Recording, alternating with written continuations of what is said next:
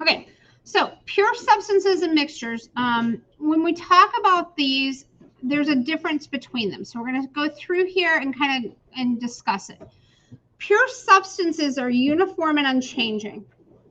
They're going to constantly have the same ratios. So for water, for example, 2 hydrogens, 1 oxygen. Anywhere you go in the universe, if you have an oxygen with 2 hydrogens bonded to it, that's going to be water. So if you're here, you're on Mars, wherever you're at, this is your water.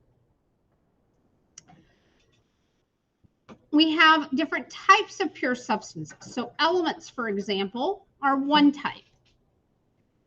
Elements are a substance that it's in its simplest form.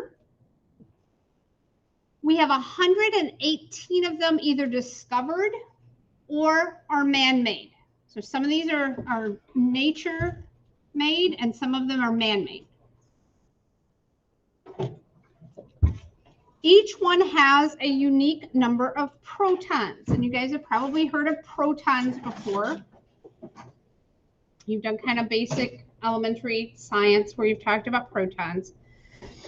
On the periodic table, the whole number that's on the periodic table, that is called the atomic number, and that equals the number of protons in an atom of that material. If we change the number of protons, we change what we're dealing with. So if I have 7 protons, it's nitrogen. If I have 8 protons, it's oxygen. If I have 9 protons, it's fluorine, and so forth and so on. I change the number of protons, I change the identity. The smallest amount of matter that forms a chemical element is called an atom. These elements can't be separated into simpler substances through chemical or physical means. And we abbreviate them with a symbol that starts with a capital letter. And if there's a second letter, it's a lowercase. No, not a smaller font, a lowercase letter. You write it like this, I mark it wrong. You write it like this, I'm happy. Okay, this is not a lowercase letter. This is an uppercase A. Yeah, you thought sig figs were picky. It continues. Okay? I think it's just me. No, it's not just me. There's reasons for it though, okay? So for example, if I write this out and I mean cobalt and I write this out, I don't have cobalt anymore. Anybody know what this is? Carbon monoxide. This kills you, okay? You die, okay? There's a big deal, okay? So we're picky for a reason. But that's where the buck stops with capital letters, okay? So capital letter, second letter is always lowercase. All right, atoms are the smallest unit of matter that maintains the chemical identity. Then we have 3 different categories on the periodic table.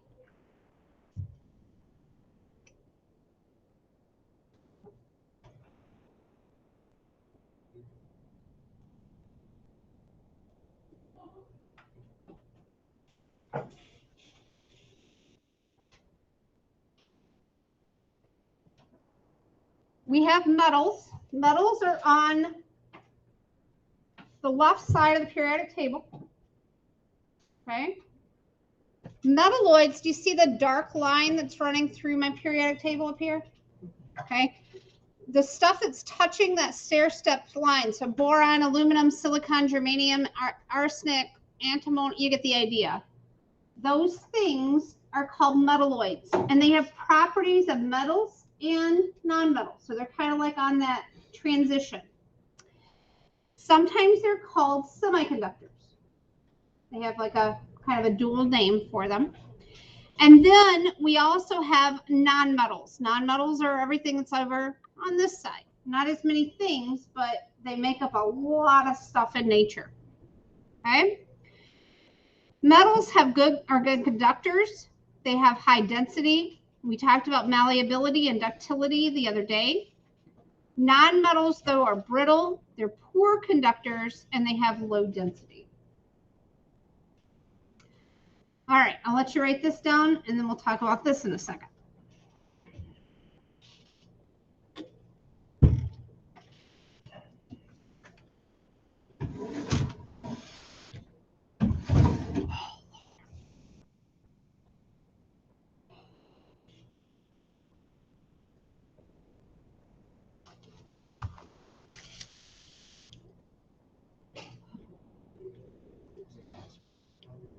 Huh? Is it mass break? Sure, it's mass break time. Lippy's dying of heat here. It is pretty hot. It's hot.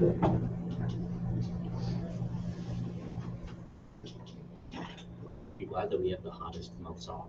All right, here's your 5 minutes. Yes, Lord.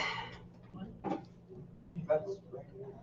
right, so rows going across, those are called periods. If we go up and down, those are called groups or families. And just like groups and families, the things that are in the same column tend to have properties that are similar. For example, this last column that helium's in, those are called the noble gases. They tend not to form compounds, and we'll learn why as we move through the school year, okay? All right, compounds then.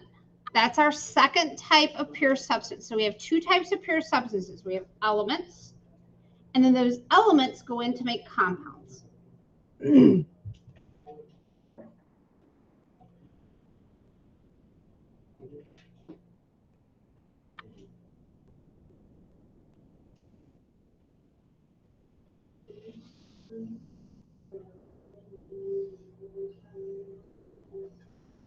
So pure substances, the properties of the elements that make up these compounds are different from the elements that make them up. For example, if we have water,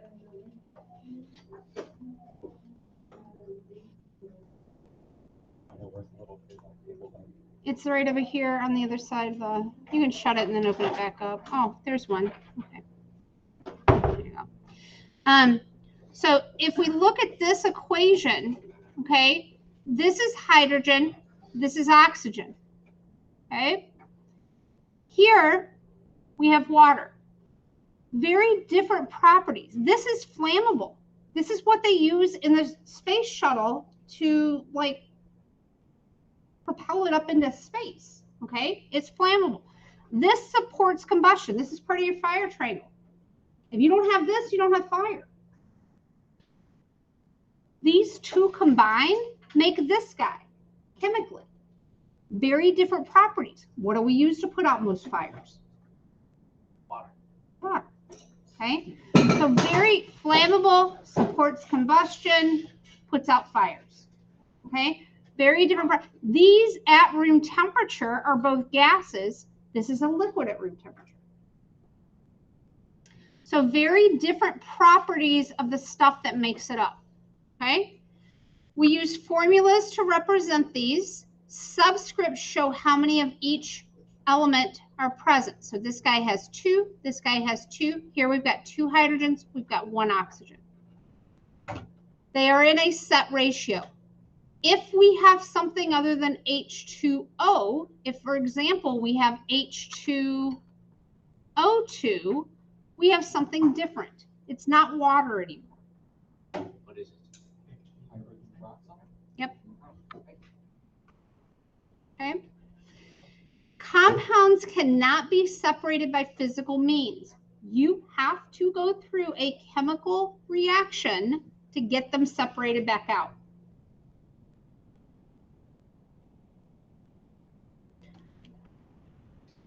Electrolysis is an example of that. And that's where they separate the water into hydrogen and oxygen. They run electricity through it. Oh, that's interesting. We've got an apparatus back there. Mr. Hammond found it today. He's going to try to show me how it works tomorrow. And I'll try to get it set up for you guys in the next couple days to look at. Does that mean whenever lightning would strike water, it would also move them from water to hydrogen and oxygen? Potentially, you know, Is it working better because it's in a controlled environment? yeah, and it's like with that you might end up with like some water vapor too, and if it goes into a vapor versus like changing it into the two components, that would just be a physical change. Okay. So, and that would be from the heat of it. So I guess I don't know exactly the whole process with that would happen. Makes sense. Here's kind of a microscopic view. So you have your elements, they tend to be by themselves. You could also have like an element bonded to another element of its same type, and that would be elements, as opposed to compounds, which are different colors here. So this is a compound, okay, we're trying to represent here. We have, oh, there's your mass breaks done. We have 7 elements that are found in nature that if they are in a pure sample, they will bond to one another. So oxygen is one of them.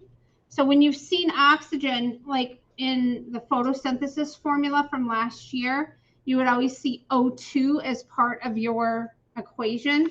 That's because that oxygen, when it's by itself, is always going to be bonded to another oxygen atom. And then there's 6 other ones on the periodic table that we'll talk about as we move through that are like that. They're called diatomic molecules. Di means two atoms, diatomic.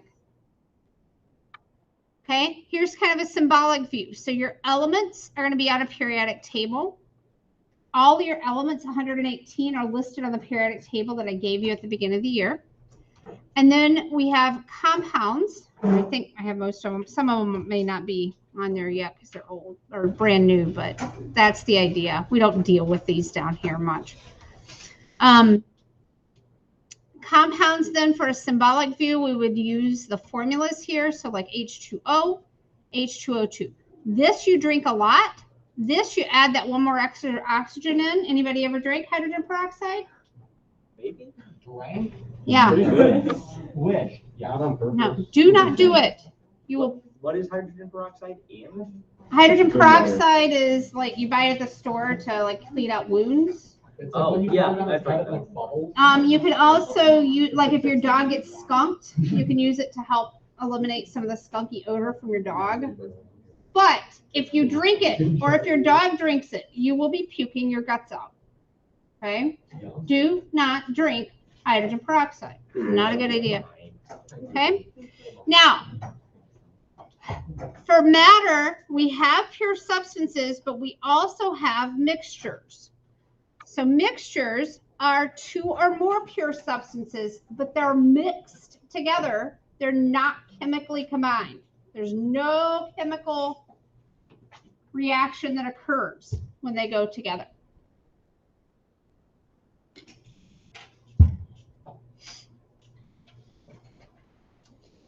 Each substance is going to retain its original properties.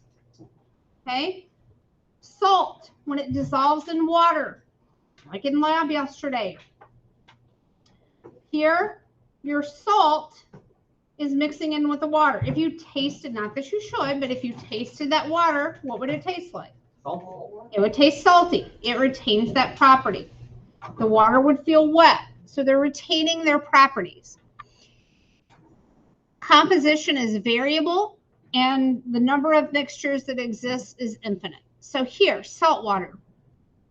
This is called salt water, and it's right. 5 grams of salt, 500 grams of water. This is still salt water, isn't it? The composition is variable, okay? But they keep the same types of properties. All right, we have mixtures broken down into 2 broad categories. The first category is heterogeneous. Hetero means, what does this prefix mean? Different, okay? So they have different sized particles that make these up. Example, suspension is one of the types. Sand and water. Sand is a very large particle. Water molecules are very small. Colloids have kind of medium-sized particles and smaller particles. So example, paint, jello, fog is another good example of this. These colloids and the suspensions, when they're actually shaken up and they haven't settled, will show a positive Tyndall effect. So if you've ever been in the fog in a car at night and they turn on their bright lights, is it a good idea? No. When you are taking driver's ed, they always say, don't do this, okay? It makes the conditions worse because fog is a colloid. It will internally reflect the light within that fog that you were sitting in and just make things appear brighter, okay? And you can't see through the stuff, especially if it's thick fog, okay? That's water vapor that's in the air. So here's a morning here. You can kind of see the Tyndall effect here. If I shine the light through here, we're getting the Tyndall effect here with the colloid. It goes straight through a solution though. Okay. The second type of mixture is called homogeneous, and that's also known as a solution. Homogeneous mixtures are also known as solutions.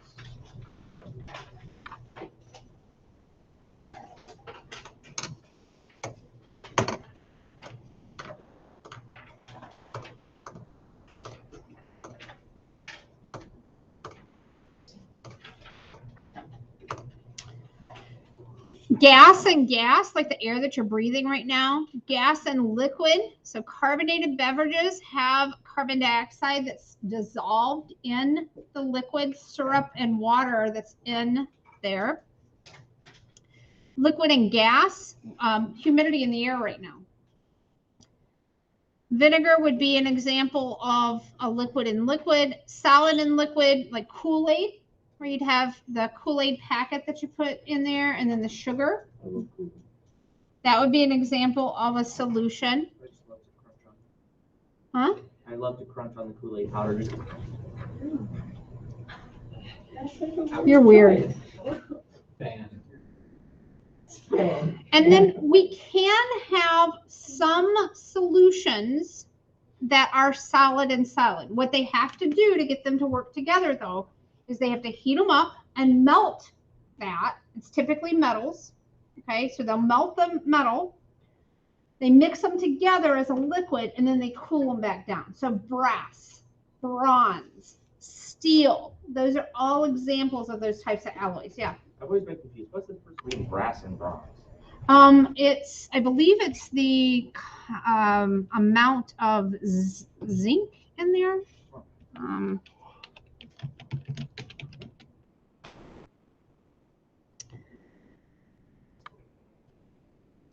Oh, no, I'm sorry, I was wrong. The difference between brass and brass is copper and zinc, and bronze is copper and tin. Tin. And, Yeah. okay, I don't pronounce that right. That's a southern. Tin. Yeah. Tin. Down south, you're tin and tin, like number 10 and tin, they're pronounced the same way. And pen and pen are pronounced the same way. So like this versus a stick pin, they're all pronounced the same way. And I have a hard time with that one. So sorry. All right, so those are homogeneous. So what's the difference on a kind of a microscopic view of this? If you have a suspension, when you shake these suspensions up, then the bigger particles are kind of spread out into the smaller particles, okay? Milk, if you get it straight from the cow, not the stuff from the grocery store, okay? I know it all comes from a cow, but if you're right from the cow, that would be a suspension. And if you let it sit there over time, the cream is going to go to the top. All right.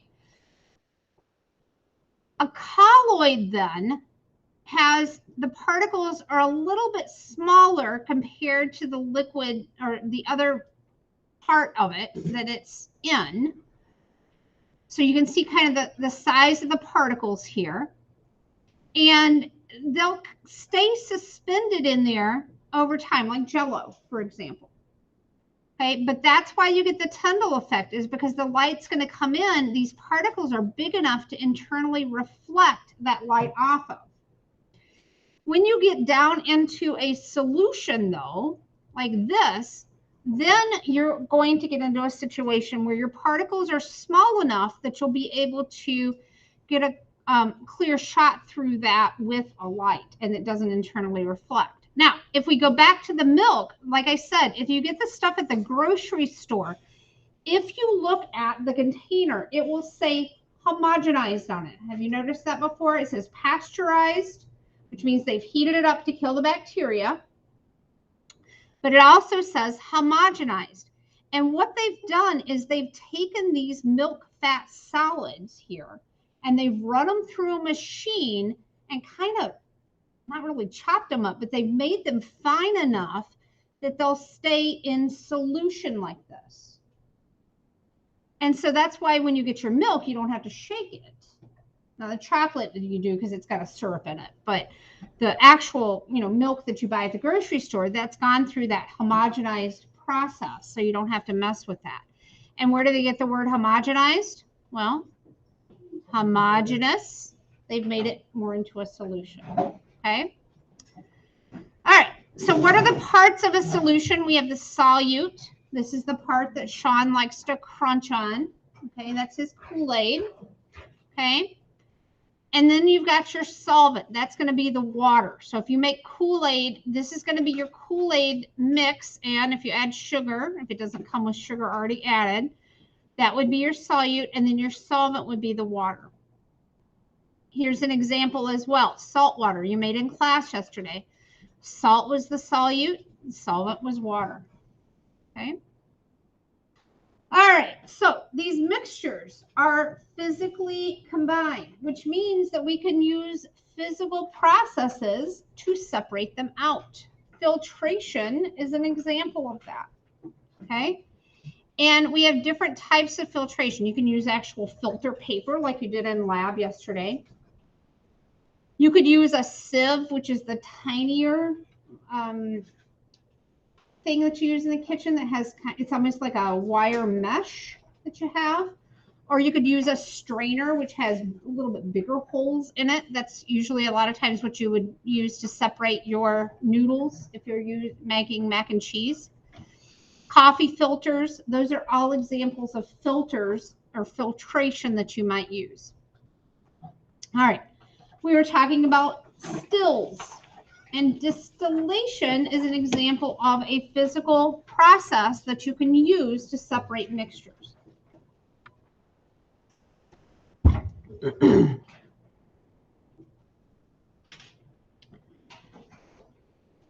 So distillation is going to use the difference in boiling points to separate out material. So for example, if we had salt water again, water boils at 100 degrees Celsius. Salt boils at 1,465 degrees Celsius. So if we heat this up to 100 degrees Celsius, the water is going to change into a vapor. It's going to rise because it's less dense. Then it's going to move down this tube here. Okay? Wrapped around the tube is cooler water that's running through that. It's a tube inside a tube. And that tube then, as it is cooled from the outside, is going to condense that vapor back down into a liquid, and you'll get that off on the other side.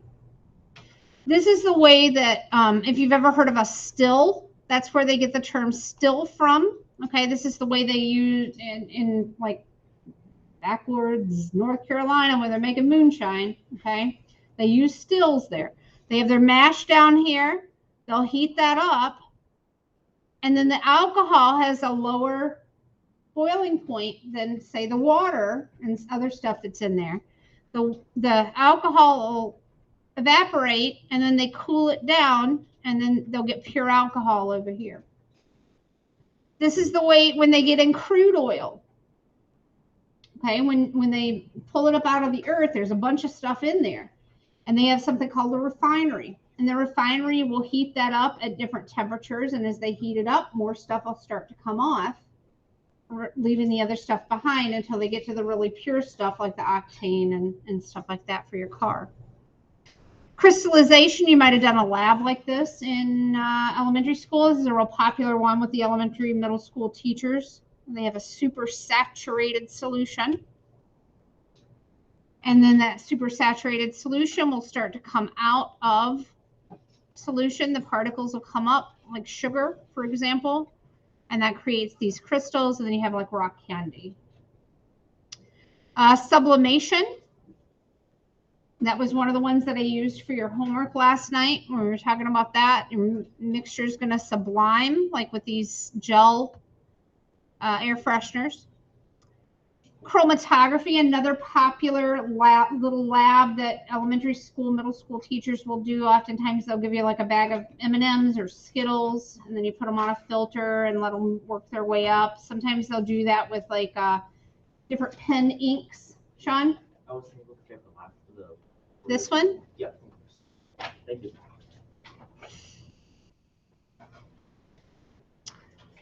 So this will separate like different inks, and we'll talk, if you move on to AP with me, we talk about why this works and how this works.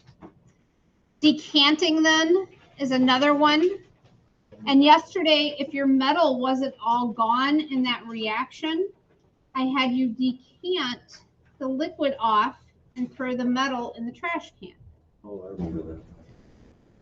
Question.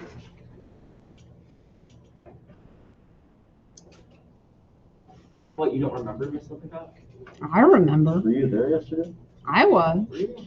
Manual, you pick it out, okay? So if you're eating Skittles and you only like the red ones and the orange ones, okay, leave everything else behind.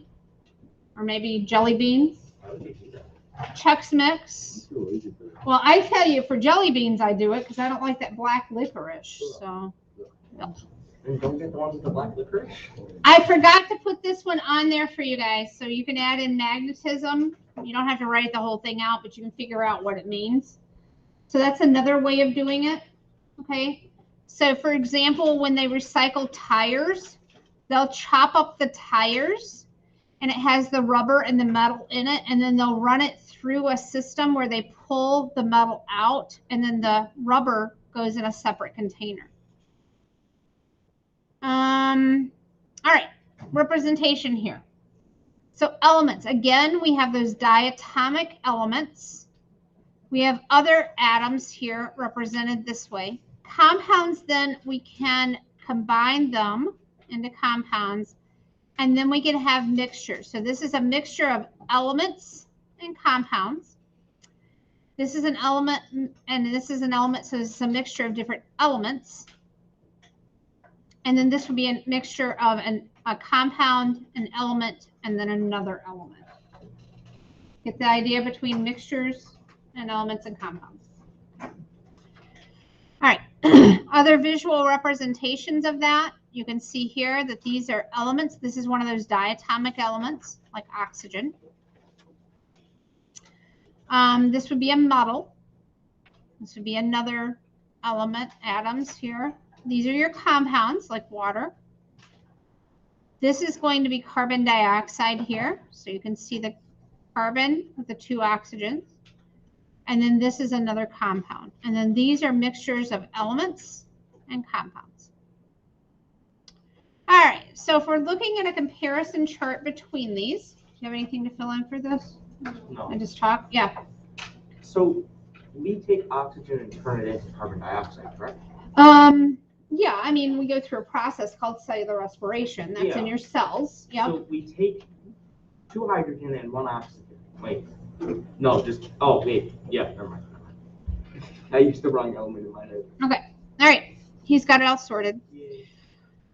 All right. So we've got pure substances versus mixtures. So pure substances, if it's an element or a compound, it's a pure substance. Typically, you're going to have something like carbon dioxide. You're going to have sodium chloride. It's going to be 2 elements kind of in combination with their names just slightly changed. Okay? But it's going to be 2 words. For mixtures, typically, it's going to be an and statement. Okay? So a lot of times it'll be salt and water, sugar and water. sand and water. There's a lot of times an and statement there. Not always. Here you have set ratios. Compound properties are different from the elements that make it up, and the compounds can only be separated by chemical changes. You got to go through a chemical change, a chemical reaction. For mixtures, they're going to be made up of pure substances. The ratios are variable. They have the properties of the stuff that goes in to make them up. Mixing is a physical change. And they can be brought back to the pure substances through a physical change again. So decanting, distillation, chromatography, all those things that we talked about are physical changes. Here's just kind of a flow chart that you can use if you're trying to figure out what's what. All right, take a second to see if you can identify what these different things are from this visual.